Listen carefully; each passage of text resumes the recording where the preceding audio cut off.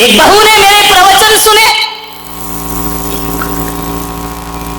और प्रवचन सुनने के बाद मैंने अपने प्रवचन में कहा कि भूखे को भोजन कराना बहुत पुण्य का काम है। प्यासे को पानी पिलाओ, भूखे को भोजन कराओ। सुबह उठकर सबसे पहले यही काम होना चाहिए। वो बहू जो कभी रसोई घर में नहीं जाती थी, कभी भोजन नहीं बनाती थी, वह सुबह सुबह उठी 6 बजे रसोई में जाके काम करने लगी, भोजन बनाने लगी। भोजन बनाने के बाद उसने परिवार के सभी लोगों से कहा कि आप भोजन करिए, आप भोजन करिए। लोगों ने कहा आज तुझे क्या हो गया है? रोज तो सास कराती थी, रोज जेठानी बनाती थी, आज तुझे क्या हो गया? बोले बस एक प्रवचन में मेरी जिंदगी बदल गई, अब आप लोग भोजन करिए। बोले क्यों? बोले जब तक सब भोजन ना कर लेंगे तब तक मैं खाना खाने वाली नहीं हूं। बोले ऐसा क्या हो गया? बोले महाराज ने कहा है भूखों को भोजन कराओ तो पुण्य लगता है। हाँ, तुम लोग सही अर्थ कभी नहीं लगा सकते। तुम्हारी नजरों में सास ससुर सब भिखारी हो गए हैं ना, ध्यान रखना। उस बहू से सास ने कहा कि पागल हो गई, हमें क्या समझ रखा है? बोले महाराज ने कहा है कि भूखे को भोजन कराओ, प्यासे को पानी पिलाओ, पुण्य लगेगा। तो सास की नजरें तल्ला गई। उसने कहा तूने हमें क्या समझ रखा है, हम कोई भिखमंगे हैं? उसने कहा नहीं मां, तुम तो मेरी मां हो, जगत जननी जगदम्बा हो, लेकिन मैं आपसे इतना निवेदन करती हूं कि उस प्रवचन का अर्थ मैंने यही लगाया कि ये जरूरी नहीं है कि दरवाजे पे भिखारी खड़ा हो उसे खिलाना पुण्य है। मेरी मां, तुम रात में अन्न जल का त्याग करके सोती हो, आप भी रात भर से भूखी हो, भिखारी को भोजन बाद में मिलेगा, पहले मेरी घर की देवी को भोजन प्राप्त होगा, पहले घर की देवी को मैं भोजन दूंगी, तब मुझे हकीकत में पुण्य का लाभ। ध्यान रखिए, पड़ोसियों को देने से पुण्य लगता है क्या? अकेले भिखारी को देने से? घर में लोग भी तो भूखे होते हैं ना। मेरे भाई, आप विचार करना है, पुण्य कमाने के कई तरीके हुआ करते हैं। उस दिन से उस बहू ने संकल्प कर लिया कि नहीं, अब सबसे मैं लास्ट में भोजन करूंगी। तो बोले तू आखिरी में भोजन क्यों करती है? बोले जैसे देवता को चढ़ाने के बाद प्रसाद लिया जाता है, पूरा परिवार भोजन करे, मैं परिवार की पुजारिन हूं, सबसे आखिरी में प्रसाद ग्रहण करती हूं। यही मेरे जीवन का एक आदर्श हुआ करता है। घरों को आदर्श बनाओ, घरों को उजाड़ो मत, घरों को बर्बाद मत करो, जिंदगी को स्वर्ग बनाने का प्रयास करें। एक लड़का था गरीब, बहुत गरीब, उसकी एक विधवा मां थी, बड़ी दुखी थी। उसने कहा मैंने तो अपना विधवापना गुजार दिया, मेरे ना पति है, एक इकलौता लड़का है। उसने कहा मैं करूं क्या, मेरे बाद इस लड़के का क्या होगा? ना मैं इसे पढ़ा पाई, ना मैं इसे लिखा पाई, मेरे पास इतना पैसा ही नहीं था। एक झोपड़ी में रहती थी गांव के बाहर। उस बुढ़िया को पता चला कि जंगल में कोई पहुंचे हुए संत पधारे हैं। उसने बच्चे से कहा कि बेटा एक काम कर, बहुत पहुंचे हुए संत जंगल में आए हैं, जा उनसे कुछ पूछा। उसने कहा मां, संत क्या करेंगे, हमारे बुरे दिन हैं, संत क्या कर सकते हैं? बोले बेटा संत कुछ ना करे, वो हमें कुछ नहीं देंगे, लेकिन मेरी आत्मा बोल रही है कि संत के पास जरूर जाओ, वो तुम्हें कुछ दे या ना दे, लेकिन तुमसे कुछ लेने वाले भी नहीं है। जाओ संत के पास, जाने में फायदा हो या ना हो, लेकिन एक बात मान लेना बारामती वालों, संतों के पास जाने से नुकसान कुछ नहीं हुआ करता है, फायदा हो या ना हो, ध्यान रखिए, कोई नुकसान नहीं होगा। जाओ बेटा, कुछ मत मांगना, बस मेरा एक प्रश्न पूछ लेना। बच्चे ने कहा मां क्यों परेशान होती है, मैं खुश हूं ना गरीबी में। बोले बस बेटा जाकर इतना पूछ ले, मेरा कहना मान ले, बहुत बड़े संत है, जाकर इतना पूछना। देख मैं तुझे पढ़ा नहीं पाई, लिखा नहीं पाई, लेकिन तुझे संस्कार जरूर दे रही हूं, जाकर के इतना पूछना। संत से ये मत कहना कि हमारी गरीबी मिटा दो, बस इतना सा प्रश्न कर लेना कि संत जी हमारे बुरे दिन दूर होंगे या नहीं होंगे, कब होंगे हमारे बुरे दिन दूर? बच्चे ने कहा माँ तू परेशान मत हो। बोले बेटा तू जा, मेरी आज्ञा मान। क्या करता, माँ का आदेश, चला गया संत से प्रश्न पूछने। बड़ी दूर जाना था, गरीब के घर ना गाड़ी होती, ना मोटर होती, ना कार होती है, पैदल ही चला जा रहा है। शाम होने आई, एक गांव में पहुंचा, नगर सेठानी दरवाजे पर थी। जाकर के उस बच्चे ने कहा कि माँ रात हो रही है, मुझे जाना दूर है, तुम्हारे घर में मुझे सहारा मिलेगा, एक रात सोने का अवसर दे दो, कहीं भी मुझे सुला दो, जहां गाय बनती हो वहां मुझे सुला दो, बस एक रात सहारा दे दो। उस सेठानी को थोड़ी दया आई, उसने कहा बच्चे आओ रात सो जाओ। वो पुराना जमाना था, आज तो रिश्तेदार को भी सुलाना खतरे से खाली नहीं है मेरे भाई, ना जाने क्या उठा के ले जाए। उसने कहा बेटा आराम से सो जाओ, कोई दिक्कत नहीं है, विश्राम करो, कुछ खाओगे? उसने कहा नहीं माँ, बस तूने मुझे 4 दीवार एक छत दे दी, बड़ा उपकार मानूंगा तुम्हारा। सुबह उठा चलने लगा। सेठानी ने कहा बेटा ये तो बताओ तुम जा कहाँ रहे हो? बोले मेरी माँ ने भेजा है, एक बहुत बड़े संत आए हैं, एक प्रश्न लेकर भेजा है कि जाओ पूछना कि हमारे बुरे दिन दूर होंगे या। सेठानी ने कहा बेटा एक प्रश्न मेरा भी पूछ लेगा। अरे उसने कहा आप तो इतनी धनवान है, इतनी बड़ी हवेली में रहती है, आपको भी कोई प्रश्न है क्या? बोले बेटा मेरा एक प्रश्न पूछ लेना। उसने कहा अब जा रहा हूं, आपने उपकार किया है, एक प्रश्न तुम्हारा पूछ लूंगा। बोले जाओ संत से ये पूछना कि मेरे पास दौलत है, माया है, सब कुछ है, कोई कमी नहीं है, एक बेटी है मेरी, पूछना उसकी शादी कब होगी। वो बोलती नहीं है बेटा, गूंगी है, जाके पूछना ये कभी बोलेगी या नहीं बोलेगी। उसने कहा पूछ लूंगा। आगे बढ़ा, एक किसान का खेत पड़ा, 12 बजे, भूख लगी। किसान से बोला कि मुझे भूख लगी है। किसान दयालु था, घर से रोटी आई थी, चटनी आई थी, भाजी आई थी।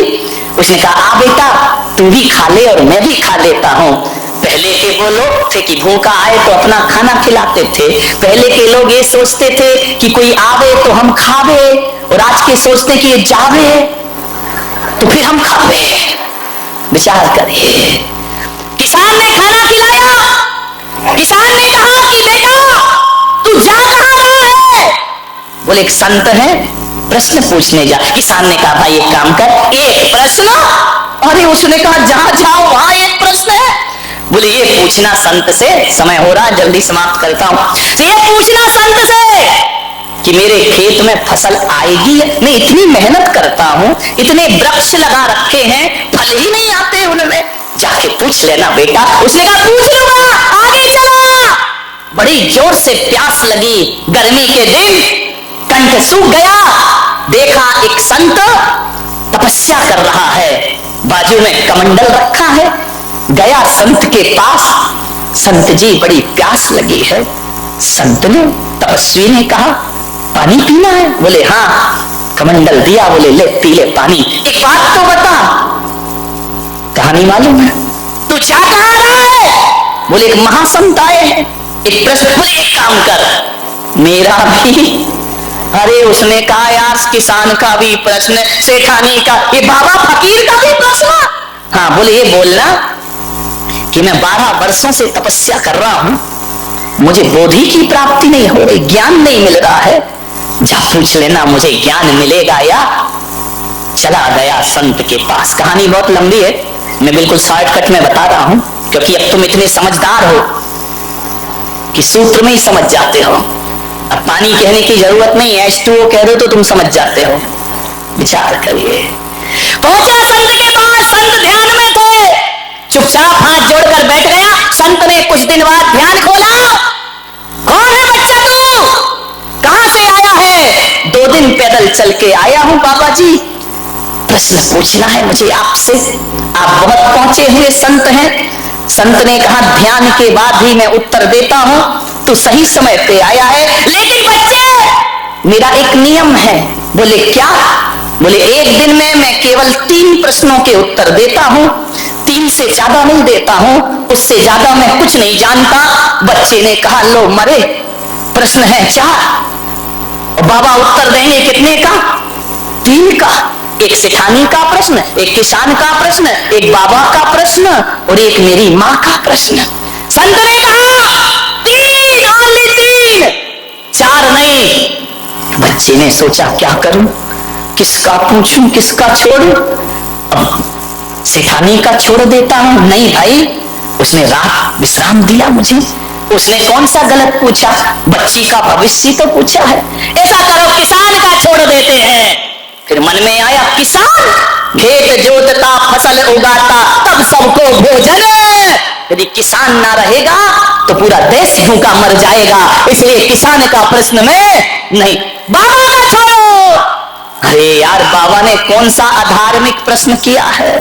बाबा ने धार्मिक प्रश्न ही तो किए कि ज्ञान मिलेगा कि नहीं मिलेगा। जिसने पानी पिलाया उसका प्रश्न। ऐसा करो माँ का प्रश्न।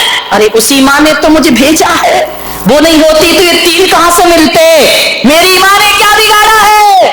सोच में पड़ गया। बाबा ने कहा जा बच्चे 3 प्रश्न पूछ। बच्चे ने 3 प्रश्न पूछे, लौट कर आया, किसान मिला, बाबा मिला। क्यों रे? मेरा प्रश्न पूछा? हाँ बाबा जी पूछा। क्या बोले संत? बोले तुझे ज्ञान जरूर होगा, इसी वक्त बोधि की प्राप्ति होगी। तो अभी तक क्यों नहीं हो रही? बोले तू अपनी जटाओं में जो मणि छिपा के बैठा है उसे निकाल, क्योंकि तेरा ध्यान मणि में है, तेरा ध्यान भगवान में नहीं लग रहा है। वो मणि तेरी बाधा बन रही है, उसे निकाल के फेंक, तुझे ज्ञान प्राप्त हो जाएगा। उसने अपनी जटाएं खोली। बोले हाँ बेटा, मैंने मणि तो छिपा रखी, बड़ी कीमती है। तो बोले जब तक ये है तब तक तुझे ज्ञान मिलने वाला, सोच ले मणि रखना है या भगवान का ध्यान रखना है। उसने कहा बेटा तूने मेरी जटाएं नहीं खोली, मेरी आंखें भी खोल दी, ले बेटा ये मणि मैं तुझे प्रदान करता। उसने कहा नहीं बाबा, ये मैं क्या करूंगा, मैं गरीब आदमी। बोले बेटा रख लो रख लो, मैं किसी को क्यों दूं, तूने मुझे ज्ञान दिया, मैं तुझे दान प्रदान करता हूं, ले जा, आज मैं तुझे प्रदान करता हूं। मणि हाथ में ली, कान में ही मत लगा, इधर ध्यान भी रख। मणि हाथ में ली, चला। अब कौन मिला? इतना भी भूल गए, वो तो प्रश्न भूला, तुम कहानी भूल गए। किसान मिला। किसान ने कहा बोल बेटा। क्या पूछा? मेरा पूछा या नहीं? बोले पूछा। क्या बोले? बोले किसान तेरे खेत के वृक्षों में फल जरूर आएंगे, फसल जरूर लगेगी। तो अभी तक क्यों नहीं लगे? बोले तेरे पेड़ के नीचे कुछ गड़ा हुआ है, उससे जड़ें जमीन तक नहीं पहुंच रही हैं, उससे टकरा रही हैं, इसलिए पेड़ फलता फूलता नहीं। बोले खैर बेटा। उसने खुदाई की, सोने के घड़े मिले जिसमें अशरफियां रखी हुई थी। किसान की आंखें चौंधी आ गई, बरसों से भूखा मर रहा हूं, गरीबी का शिकार बन रहा हूं, ये सोने के घड़े। उसने कहा बेटा तेरा बड़ा उपकार। बोले उपकार तो आपका, आपने मुझे रोटी दी थी। बोले नहीं बेटा तूने घड़े दी, एक काम कर बेटा, ये सोने के घड़े मैं तुझे प्रदान। अरे बोले मैं क्या करूंगा? आप किसान है, आपकी जमीन पे आपका हक है। बोले बेटा सोना से ज्यादा कीमती तो जमीन हुआ करती है, धरती हुआ करती है। सोना आज है कल खत्म हो जाएगा, जमीन पर फसलें आएंगी, किसान हमेशा माला माल रहेगा, मुझे इसकी जरूरत नहीं। इस पे तेरा बैलगाड़ी बुलाई, सोने के घड़े रखे, उसे बिठाया, चल दिया। किसका घर पड़ा है? कौन बोला? शांति सेठ का। सेठानी का घर पड़ा, बैलगाड़ी रुकी, सेठानी निकल के आई। क्यों रे? पैदल गया था, बैलगाड़ी ये क्या भरा है पीछे? बोले मुझे नहीं मालूम अम्मा, मेरा प्रश्न पूछा। बोले हाँ पूछा। क्या बताया? बोले तेरी लड़की की शादी जरूर होगी। जरूर होगी? बोले हाँ। कब होगी? बोले जिस लड़के को देखकर तेरी लड़की की आवाज वापिस आ जाए वही उसका पति होगा। इतने में पीछे से लड़की दौड़ी आई, लड़के पे निगाह पड़ी, उसने आवाज लगाई, अम्मा मैं बोलने लगी हूँ। अम्मा ने कहा हो गया बेड़ा, पकड़ा दूल्हा बनाया, मन बोला विठ्ठल काश हम होते। कोई नगर सेठ का लाव लश्कर जा रहा होगा, दूल्हा बना लड़का, दुल्हन उतर रही है। माँ ने पूछा कहां से पधारे हैं आप? बोले पधारा नहीं, मैं तेरा बेटा। तू मेरा बेटा? पागल, ये कहां से चुराया? अब गरीब क्या सोचे, भाई तू वापिस कर क्या? मैंने तुझे मना किया, मैंने तुझे संत के पास भेजा था। बोल मेरा प्रश्न पूछा या नहीं पूछा? बोले माँ प्रश्न तो नहीं पूछा, लेकिन उत्तर साथ लेकर आया हूं। बोले क्या साथ लेकर आया है?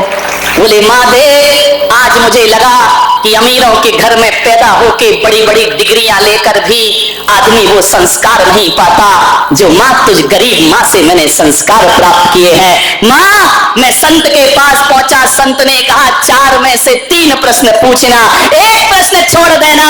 बेटा किसका प्रश्न छोड़ा? माँ तेरा प्रश्न छोड़ा। बोले क्या? बोले मेरे मन में आया कि अपने लिए तो सब जीते हैं, दूसरों के लिए जीकर देखो जीवन कैसा हुआ करता है। मैंने अपना स्वार्थ छोड़ दिया माँ। और देख माँ तेरा प्रश्न क्या छोड़ा? मैंने अपना स्वार्थ छोड़ा, उसका परिणाम आज सब संपदा लेकर तेरे घर में आया हूं माँ। ये जो भी मिला है तेरे प्रश्न ना पूछने से मिला है, ध्यान रखिए। मान्यवर निजी स्वार्थ छोड़ करके जीने का प्रयास करो। जो मांगने से नहीं मिलता वो लुटाने से प्राप्त हो जाया करता है, ध्यान रखिए।